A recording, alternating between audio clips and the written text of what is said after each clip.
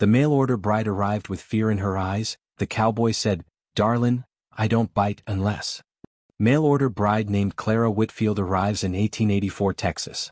The noon sun burned high above Dustwater Valley, painting the land in shades of copper and gold. The train screamed into the tiny station, puffing smoke that curled into the sky like restless spirits. When the last car door opened, Clara Whitfield hesitated on the threshold. She stood clutching her faded carpetbag to her chest, her gloved fingers trembling. The crowd around her was a blur of dust, leather, and voices roughened by wind and whiskey. She had never seen so many wide-brimmed hats or heard so many boots striking the earth with such certainty. But she was anything but certain. Her heart hammered against her ribs as the train whistle faded into silence. She was 24 years old and already twice abandoned, once by a man who'd promised to marry her, and again by a father who'd gambled away their home before dying of shame. Now she'd sold everything she had left for a one-way ticket to Texas and a paper promise. Marriage to Wade Langston, a rancher who needed a wife, to bring peace and order to a lonely house. Peace and order. She repeated the words in her mind like a prayer, though they did little to calm her shaking hands. She stepped off the platform, her boots sinking slightly into the hot dirt. Dustwater, Texas, was nothing like St. Louis. No cobblestone streets, no proper dress shops, no comforting sound of church bells. Just wind, emptiness, and the whistle of a hawk high above. Then a shadow moved. A tall man leaned against a wagon, hat brim low, chewing a stalk of dry grass. His shirt clung to his broad shoulders, and the sunlight caught on the buckle of his gun belt. When his gaze lifted, Clara felt it before she met it. Steel gray eyes, steady, assessing, unreadable. He straightened and began to walk toward her. The closer he came, the harder her pulse thudded. This was the man who had written her 5 short letters, signed only with "Yours faithfully, Wade Langston." She had imagined a farmer, quiet and polite, maybe even meek. But the man before her was nothing like that. He moved with the silent confidence of someone used to command. There was a scar along his jaw, faint but telling. He stopped a few feet away, tipped his hat back, and said in a voice as low and smooth as honey over gravel, "You must be Mrs. Whitfield. Or should I say Mrs. Langston now?" Clara tried to answer, but her throat felt dry. I suppose that depends on whether you're Mr. Langston." He smiled faintly, just enough to show a glimpse of dimples that didn't match his hardened eyes. "Darlin, I don't bite unless you want me to." The words hit her like a jolt. For a heartbeat she thought she might faint right there on the dusty platform. But then he chuckled softly and tipped his hat again. "Come on now. Let's get you out of this heat. Ain't no sense faintin', before we even reach the ranch." He lifted her trunk as though it weighed nothing and set it in the wagon. His touch, brief as it was when he offered his hand to help her climb up, was warm, surprisingly gentle. As the wagon rattled away from the station, Clara tried not to stare at him. But it was hard not to. Wade Langston didn't seem like a man who needed anyone. His posture spoke of solitude, of a life spent in silence and wind. The reins sat easy in his hands, and every now and then he'd glance toward her, never long enough to make her feel trapped, but just long enough to let her know he saw her fear. The land rolled out before them in waves of dust and grass. Cattle grazed in the distance, their dark bodies moving like slow thunder under the sky. "Pretty, ain't it?" he said finally, his tone mild. Clara nodded, then whispered, "It's bigger than I imagined." He chuckled. "Everything out here is, ma'am. Even our mistakes." She looked at him then, catching the flicker of something in his expression. Regret, perhaps, or a memory too painful to speak. She remembered one of his letters, the line that had drawn her heart toward him despite her fear. "I'm not a kind man, but I'm not cruel either. I just get lonely like anybody else." The wagon bumped along a dirt road that wound toward the horizon. With each mile, the silence between them shifted, from awkward to curious, from wary to almost tender. As they reached the crest of a hill, she saw the Langston Ranch for the first time. It wasn't grand like she'd imagined. It was rugged, practical, built from sun-bleached timber. A windmill turned slowly beside the barn, its creak echoing in the hot air. When the wagon stopped, Wade climbed down and extended a hand. "Welcome home, Mrs. Langston. Ain't much, but it's honest." She hesitated, her glove hovering just above his calloused palm. Then she took it. His grip was steady, strong enough to ground her, gentle enough not to frighten her. And for the first time since stepping off that train, Clara Whitfield felt something unfamiliar but comforting stir deep in her chest. "Oh." The wagon wheels creaked and groaned as they turned off the main trail and rolled through a weathered wooden gate marked Langston Ranch. The brand, A stylized L burned into the gatepost, had faded with time, its edges chipped by wind and sun. Clara Whitfield, now Mrs. Langston by paper but not yet by heart, sat stiffly on the wagon seat beside Wade, trying to hide her unease. Her fingers twisted the fabric of her skirt as she took in the view. The land was vast, miles of tawny grass and scattered mesquite trees stretching toward a horizon of red hills. But the ranch itself looked lonely. The main house was built of solid oak, its roof patched in places, its porch sagging slightly. The barn stood nearby, its doors swaying open, the smell of hay and horses heavy in the air. Chickens pecked lazily near a trough, and a few cattle grazed near the fence line. To Clara it looked less like a home and more like a life still waiting to be repaired. Wade guided the horses to a stop and climbed down, moving with quiet ease. "You'll be wantin' to freshen up after that ride," he said, reaching for her trunk. "Ain't fancy but the well water's cool." Clara nodded, forcing a polite smile. "It's peaceful here." Wade gave a low chuckle. "That's one word for it." Inside, the house smelled faintly of wood smoke and coffee. Sunlight filtered through thin curtains, catching dust motes that danced lazily in the air. There were signs of neglect: unwashed dishes in the basin, a jacket draped carelessly over a chair, boots left by the hearth. But there were also traces of care: a rocking chair smoothed by use, a Bible on the mantel, a framed photograph of two young men standing shoulder to shoulder, smiling proudly in their Sunday best. Clara noticed it immediately. "Your family?" she asked softly.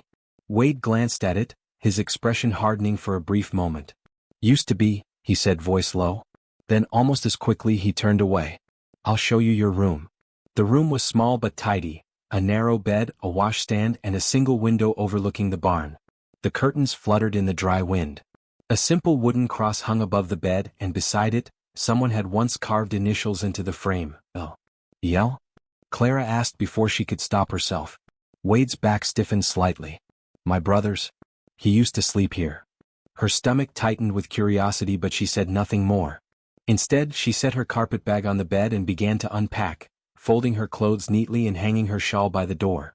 When she turned around, Wade was still standing there, hat in hand, watching her with an unreadable look. "You can make it your own," he said finally. "Paint it, change it, whatever suits you. I don't much use this part of the house." Clara nodded. "Thank you, Mr. Langston." He hesitated, then offered a small, crooked smile. "You can call me Wade.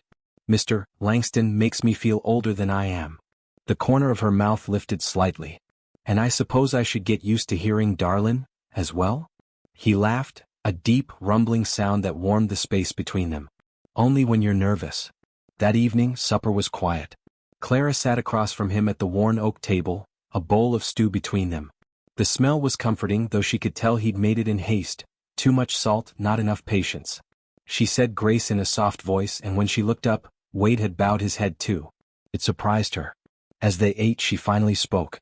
"You live alone?" He nodded. "Been that way near 5 years now. Ranch hands come and go, but most can't stand the quiet. Guess I got used to it." Clara hesitated. "Why send for a wife then?" Wade leaned back in his chair, eyes shadowed beneath his hat brim. "Man gets tired of talking to cattle," he said, a wry grin touching his lips. Then softer, "and tired of eatin' alone." The answer silenced her. She wasn't sure what she'd expected: romance, perhaps, or at least warmth. But there was something honest in the way he said it, something that touched her despite her fear. After supper, she stepped outside to breathe. The night air was cool, filled with the scent of sage and dust. Crickets sang, and somewhere far off, a coyote cried.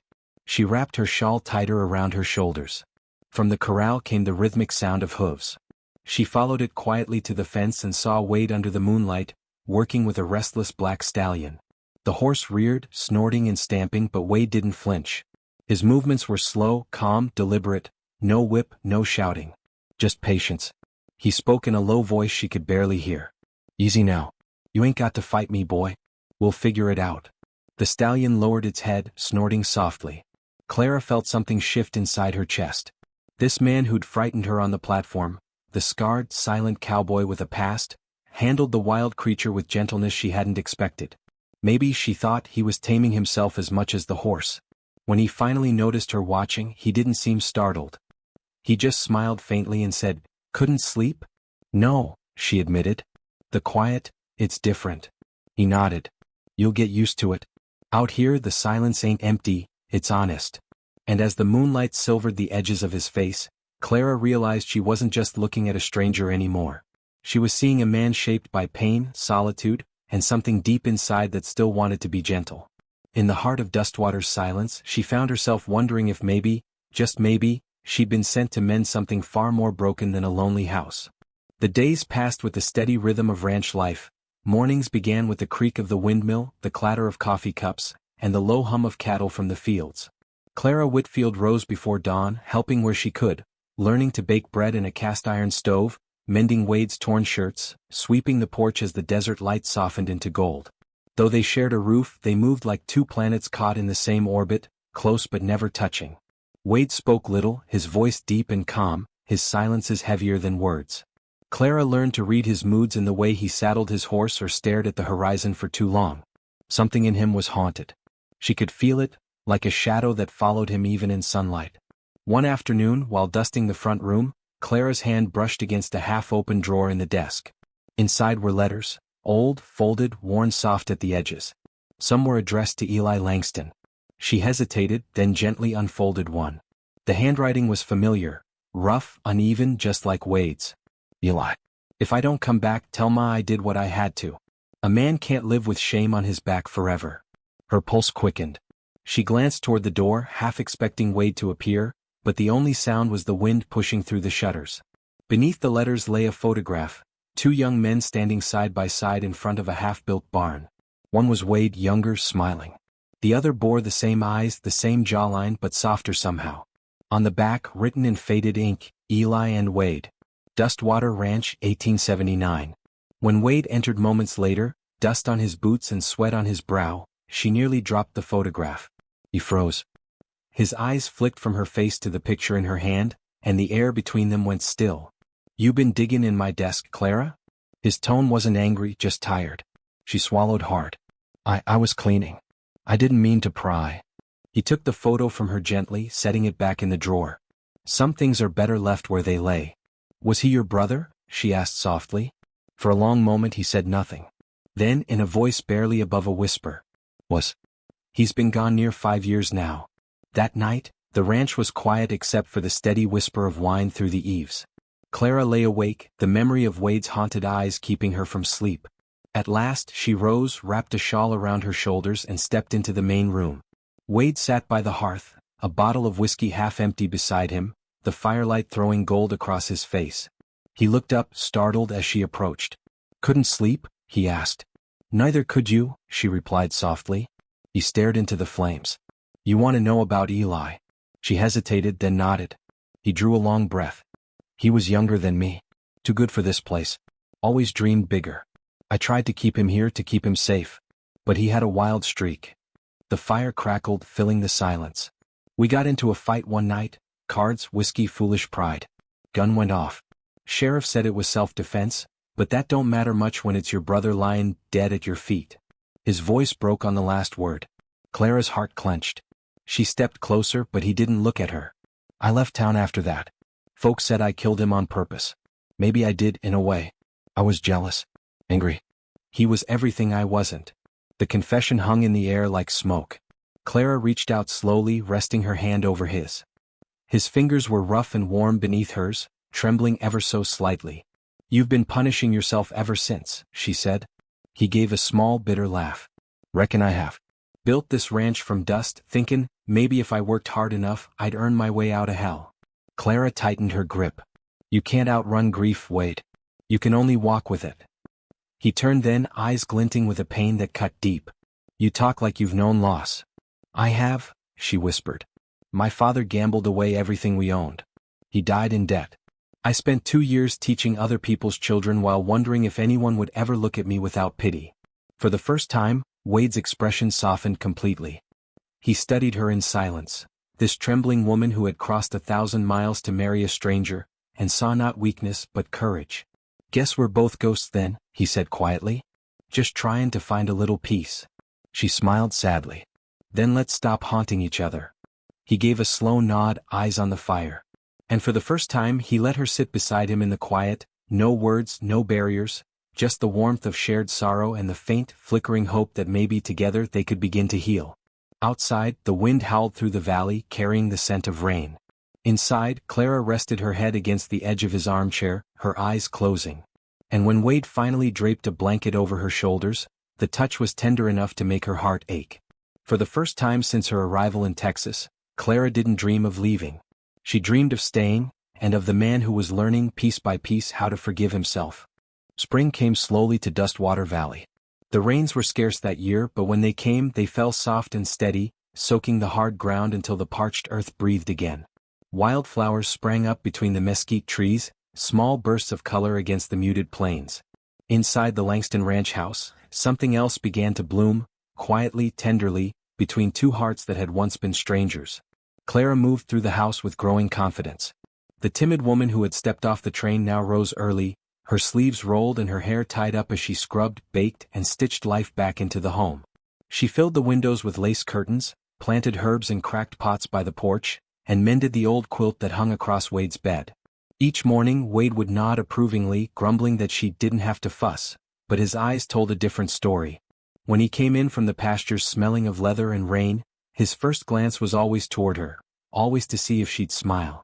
And she did. Though neither said it aloud, the house had changed. So had they. One evening, Clara was in the kitchen, mending a tear in one of Wade's shirts. The lamplight flickered softly over her face, catching the delicate curve of her cheek, the glint of the needle between her fingers. Wade stood by the doorway, watching her for a long time before speaking. "You don't have to fix that one," he said finally. "I got plenty more with holes in worse places." She smiled without looking up. "You'd rather I leave it torn?" He chuckled, stepping closer. "Guess I'd rather you not work yourself tired on account of me." She looked up then, meeting his eyes. "Workin' on this doesn't tire me, Wade. It feels nice to do something that matters." Her words hit deeper than she intended. Wade leaned against the doorframe, his hat in his hands, unsure how to answer. For a man who'd spent years alone, simple kindness had become a language he barely remembered how to speak. Finally he said, "You've made this house feel alive again." Clara's fingers stilled. "It's your home. I just cleaned the dust off." He shook his head slowly. "No, Clara. You did more than that. You brought light back." Her breath caught. The lamplight glowed between them, and the air grew thick with something unsaid, something fragile and dangerous. He stepped closer, the wooden floor creaking under his boots. "Clara," he said softly, "why'd you come here?" "Truly." She swallowed hard. "Because I was tired of being afraid." "Afraid of what?" "Of being alone. Of never belonging anywhere." Wade nodded slowly, his voice low and rough. "I know that feeling. Better than I'd like." They stood there, two broken souls framed in golden lamplight, surrounded by the scent of rain and stew cooling on the stove. He reached out then, fingers brushing a loose strand of hair from her face. His touch lingered, gentle but unsteady, as if he feared she might vanish if he breathed too hard. Her heart thundered. She should have stepped back. She should have remembered the vows she'd whispered to herself the night she left St. Louis. "Do not love a stranger." But Wade Langston didn't feel like a stranger anymore. He felt like safety and danger all at once. When he leaned in, she didn't resist. His lips met hers in a kiss that was hesitant at first, then deepened with a hunger neither had expected. His hand moved to her jaw, rough thumb tracing the softness of her skin. For a moment, time itself seemed to hold its breath. When they finally broke apart, Clara's chest rose and fell like a bird that had just learned to fly. She whispered, "We shouldn't have done that." Wade looked down at her, his eyes dark and searching. "No," he said quietly, "we shouldn't have." But his voice was tender when he added, "I told myself I'd never love again, Clara. I buried that part of me right next to my brother. But you," he gave a faint, broken smile, "you make a man forget his scars." Tears shimmered in her eyes. "Then let me remember them for you." He closed his eyes, his forehead resting against hers. "You don't know what you're a skin. I ain't a gentle man." "Maybe," she whispered, "but you could be with me." The fire in the hearth popped softly, casting them in flickering light. Outside, the rain began again, pattering softly on the roof, like a blessing from heaven for hearts that had spent too long in drought. They didn't kiss again that night. Instead, Wade reached for her hand and held it in silence, their fingers entwined.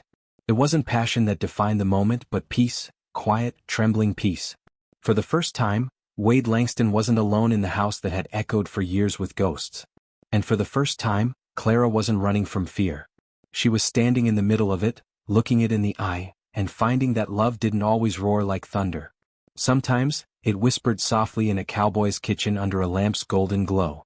The weeks after that first kiss moved like a slow sunrise, warm, careful, full of the quiet wonder that follows a long night.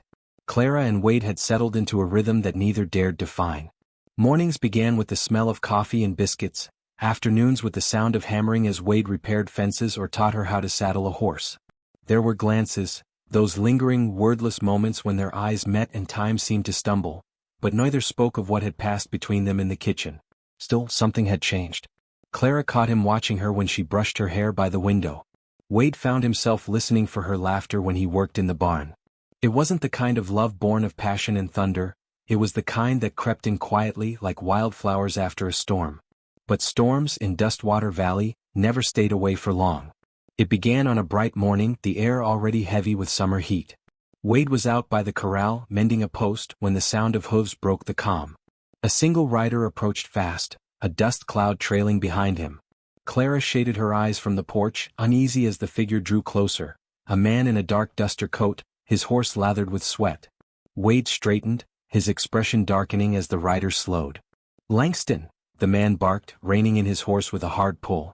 The badge on his vest glinted in the sunlight. "Didn't think I'd find you playin' husband out here." Wade's shoulders stiffened. "Mercer." Clara felt a chill ripple through her chest. The man, Deputy Ray Mercer, looked like he was carved from iron.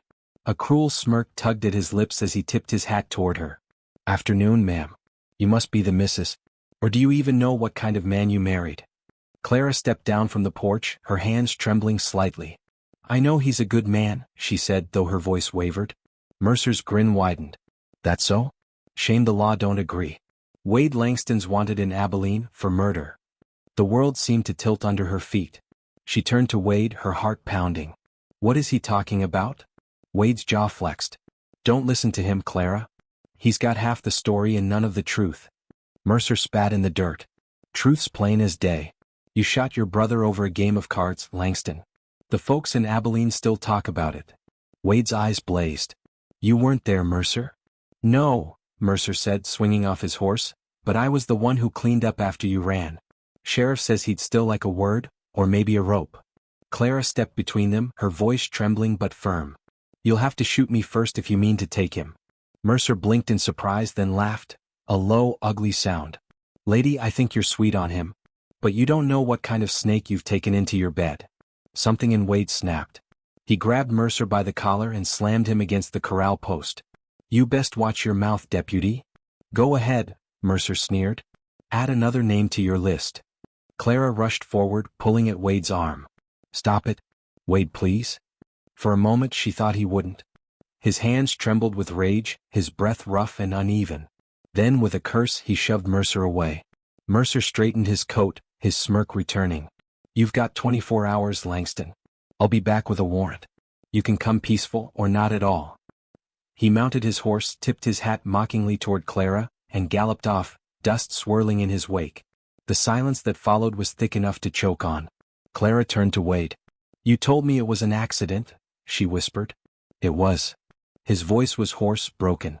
"But Mercer don't care about truth, he just wants to see me hang." "Then we'll tell the sheriff," she said desperately. "We'll make them listen." Wade shook his head. "Ain't that simple, Clara? Folks remember what they want. And out here, once a man's branded guilty, there's no cleanin' the mark." He went inside and began throwing things into a saddlebag. Ammo, a change of clothes, his father's old revolver. Clara followed him, her voice rising. "You're running?" "I ain't dragging you into this," he said without looking up. "If I go, Mercer'll lose interest in you." Her heart twisted. "You think I care about that? I came here because I wanted a life, Wade, a home. I'm not letting you ride off to hang alone." He paused, meeting her eyes. The pain in his gaze was unbearable. "You don't understand. The closer folks get to me, the more they get hurt." Clara took a step forward. "Then let me take that risk. Let me walk beside your past instead of pretending it ain't there." He said nothing, just stared at her as if seeing her for the first time, not the frightened woman from the train, but the one who had stood between him and a gunman without flinching.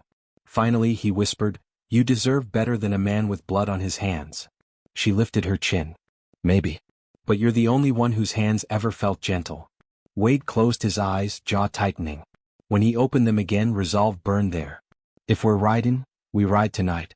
Before Mercer brings the law. She nodded, tears glistening in the lamplight. Then I'll pack what we need. Outside, thunder rolled in the distance, not from the sky but from approaching hooves echoing across the valley. Trouble had found them again. But this time Clara wasn't trembling in fear. She was ready to face whatever came next, with him. Night had swallowed Dustwater whole. A blood-red moon hung low over the hills, turning the land into a world of shadows and whispers. Clara stood beside the wagon, her bonnet tied tight against the wind, watching as Wade saddled his horse with practiced hands. The air was thick with the scent of sagebrush and coming rain. Neither spoke at first. The silence between them was heavy, full of the words they'd both swallowed since Mercer's visit. Finally Wade broke it. You don't have to come, Clara. I meant what I said. Clara's fingers trembled on the hem of her shawl, but her voice was steady. And I meant what I said too. You think I came all the way from Missouri just to give up when things got hard? He turned toward her, the moonlight glinting off his eyes. I don't want your blood on my hands, Darlin. Mercer's not the kind to talk before he shoots. Then he'll find two of us standing, she said softly. For a moment they just looked at each other, two souls caught between the life they'd built and the danger waiting on the horizon. Then Wade sighed, the fight in him crumbling. You're the most stubborn woman I ever met. Guess that makes us even, she whispered. He gave her a faint, crooked smile, then helped her up onto the wagon. The wheels creaked as they rolled into the dark, leaving behind the small ranch that had become their fragile haven. They rode until the moon dipped low, the prairie stretching endless and silent around them. The sound of the wagon wheels blended with the beat of Wade's horse's hooves. Clara watched the landscape blur by, the ghostly silhouettes of mesquite trees, the flicker of lightning in the far distance. Where are we going? She asked at last. North, Wade said. There's an old line shack near Red Mesa. Used to belong to a friend of mine. If Mercer comes after us, he'll expect me to ride south. Clara nodded. So you're thinking ahead. He smirked. Darlin, I always think ahead. Just don't always think right. She laughed softly, the first laugh since Mercer's threat, and for a fleeting moment the world didn't feel so heavy. But then the sound of hoofs came again, distant at first, then louder. Wade's face hardened. Hold tight, he said, flicking the reins. The wagon jolted forward, bouncing over dry earth as they veered toward the riverbed. Clara clutched the seat, heart hammering. She could see dust rising behind them, 3 riders moving fast. Mercer, Wade muttered. He didn't wait till morning. Gunfire cracked through the night. A bullet struck the wagon's side, splintering the wood inches from Clara's arm. She gasped, ducking low. Wade! Down, he shouted, steering sharply toward a narrow ravine. The wagon nearly tipped as they plunged off the road, the horse screaming as it fought for footing. They tore through brush and rock, the night alive with echoing shots and the hiss of bullets. At last, Wade hauled the reins and brought the wagon to a stop beneath a cliff wall. He jumped down, revolver drawn, and fired twice into the darkness. One of the pursuers cried out. Stay here, he barked. Clara's hand shot out. No. Wade, don't. But he was already moving, slipping into the shadows like a ghost.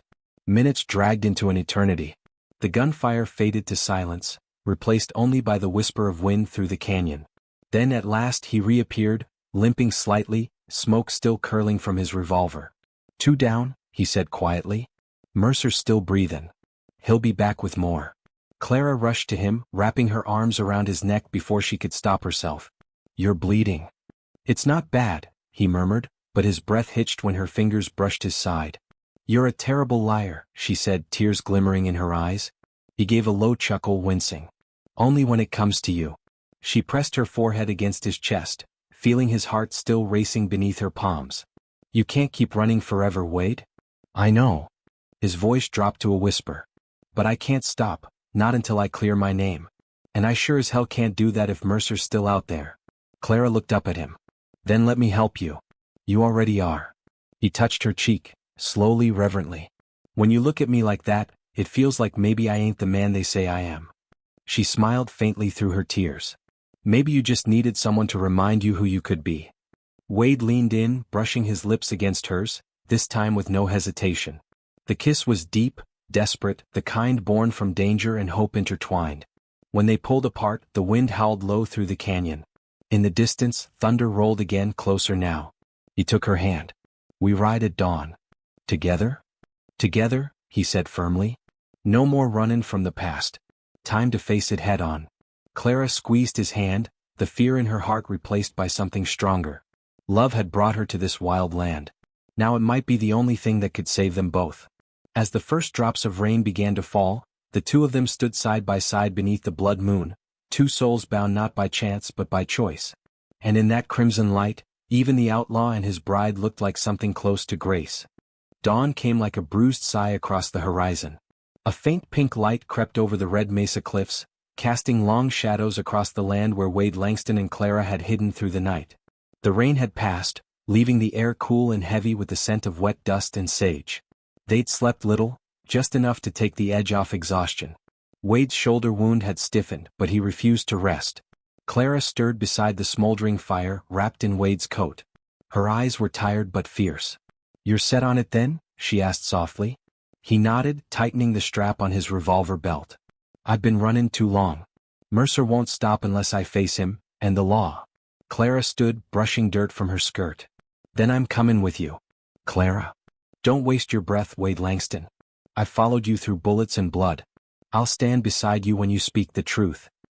He looked at her for a long time, then nodded. "You sure you ain't scared?" She smiled faintly. "Terrified. But I trust you more than I fear him."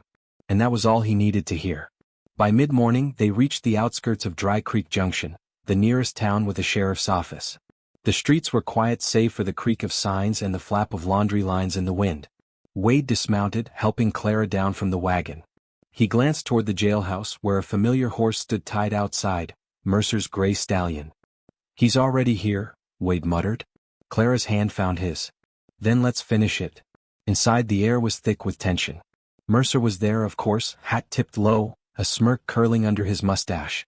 Across from him stood Sheriff Boone, a grizzled man with tired eyes and a whiskey rasp in his voice. "Well, I'll be damned," Boone said as Wade and Clara stepped in. "Didn't think you'd walk through that door, Langston." "I ain't hidin'," Wade said. "I came to tell the truth." Mercer scoffed. "Truth? You mean the part where you shot your brother over a poker game?" Clara's voice cut through like a whip. "You stop twisting things, deputy. I've heard enough of your poison." Mercer turned on her with a sneer. "Careful, ma'am. You're speaking to the law." "No," she said coldly, stepping closer. "I'm speaking to a coward who hides behind a badge." The room went silent. Wade's hand hovered near his holster, but Boone raised a hand. "Let her speak." Clara looked straight at Mercer, her voice trembling but sure. "You weren't there that night in Abilene, were you?" Wade told me what happened. His brother Drew first, drunk and angry, threatening to kill him. Wade shot to save his own life. "That's not murder, that's survival." Mercer's jaw tightened.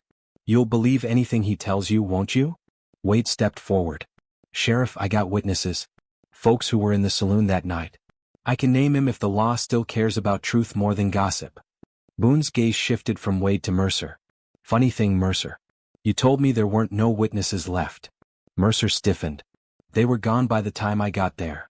"Or maybe," Boone said slowly, "you didn't look too hard." The tension snapped like a whip. Mercer's hand went for his gun. But Wade was faster. The Colt barked once, echoing through the office like thunder. When the smoke cleared, Mercer's gun lay spinning across the floor. His right hand bled, his face pale with shock. "I ain't killin' you," Wade said quietly, lowering his gun. "But I won't let you drag me or her through the dirt anymore." Sheriff Boone stepped forward, his voice hard. "That's enough. Mercer, you're done. I'll wire Abilene for their records. Until then, you're under arrest for perjury and attempted murder." The deputy's glare was pure hate, but Boone's men hauled him away. When it was done, the silence in the room felt different, cleaner somehow. Clara turned to Wade, her eyes glistening. "It's over?" He let out a breath that seemed to come from his soul. "Reckon it might be." Boone nodded. "You'll need to stick around, till we clear your name proper. But from where I'm standin', you did right." Wade offered a tired smile. "Appreciate that, Sheriff." Boone tipped his hat toward Clara. "And you, ma'am, you've got more grit than half the men I know." When they stepped out into the sunlight, the town looked different. The same dusty street, the same heat, but now there was a kind of peace between them, a quiet that wasn't born of fear. Clara turned to Wade. "So what now?" He looked at her, really looked at her. The woman who had walked into his life trembling, but stood beside him like iron when the world turned cruel. Now, he said, taking her hand. Now we stop running. We start living. She smiled, the wind tugging gently at her hair. And if trouble finds us again? He grinned. Then I'll remind it I don't bite unless asked. Her laugh rang through the street, light and bright as morning. He leaned down, kissed her slow and sure, the kind of kiss that tasted like home. For the first time in years, Wade Langston wasn't an outlaw or a ghost from the past. He was just a man, standing beside the woman who'd seen the truth in him before anyone else did.